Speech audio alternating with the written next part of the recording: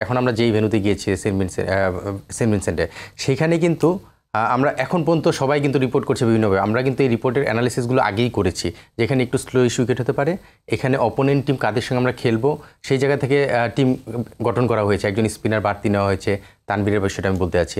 So এরকম অনেকগুলো অ্যানালিসিসের মাধ্যমে কিন্তু আমরা করেছি। আপনি একটা জিনিস দেখবেন, ইন্ডিয়া টিমে 2 জন স্পিনার, ফ্রন্টলাইন স্পিনার দলের বাইরে বসে আছে, এখনও ম্যাচ খেলেনি, বিকজ তারা নিউ ইয়র্কে যে ম্যাচ খেলছে সেই ম্যাচের উইকেটে কিন্তু স্পিনার দরকার হয়নি। কিন্তু তারা কিন্তু জানে এর পরের পর্বে তারা যখন যাবে ওয়েস্ট ইন্ডিজে, সেখানে তাদের এই স্পিনারদের ভূমিকা থাকবে। সো আমরা কিন্তু শুধু ওই মুহূর্তে ওই একটা ম্যাচ বা 2টা ম্যাচ নিয়ে চিন্তা করি, পুরো টুর্নামেন্ট নিয়ে চিন্তা করি, সিলেকশন করি। আমরা যে ভেন্যুটাতে খেলছি সেখানে শেষ 10 বছর কোনো আন্তর্জাতিক ক্রিকেটই হয়নি। রাইট। শেষ যে 10 বছর আগে ম্যাচটা খেলেছিলাম সেটাও আমরা খেলেছিলাম, 10 উইকেটের টেস্টটাই হেরেছিলাম। এই মাঠে মনে হয় মানে খেলবার অভিজ্ঞতা আছে শুধুমাত্র 2 জনের, মাহমুদুল্লাহ রিয়াদ আর সাকিব আল হাসানের। মানে সেই জায়গায় একেবারে নতুন পিচ, 6টা পিচই একেবারে নতুন করে বানানো হয়েছে। ইভেন কিউরেটার নিজেও জানেন না পিচ কীরকম আচরণ করবে। সেই জায়গায় মানে ওই যে বললেন তানভীরকে এই জন্য নেওয়া হয়েছে, এটা আমরাও সবাই জানি। মানে একটু তো গ্যাম্বেল খেলা হয়েছে।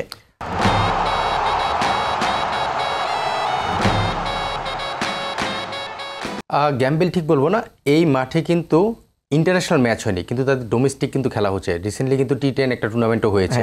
সো ওই বিষয়গুলো কিন্তু আমরা অ্যানালিসিস করতে হয়েছে, আমাদের অ্যানালিস্ট রয়েছে, আমরা বিভিন্ন সোর্সের মাধ্যমে কিন্তু সেই জায়গাগুলোতেও কাজ করেছি। এখানে স্পিনাররা মোর ডোমিনেটিং।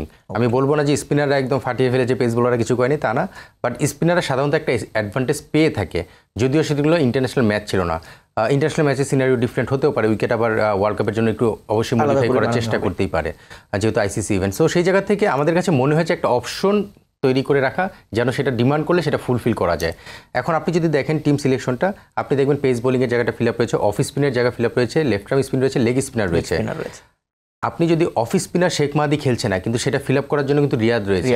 আর রিয়াদ কিন্তু এমন না যে হুট করে বোলিং করেছে, এটার একটা প্ল্যানের পার্ট। আমি সেই প্ল্যানটা আপনার সঙ্গে শেয়ার করতে পারি।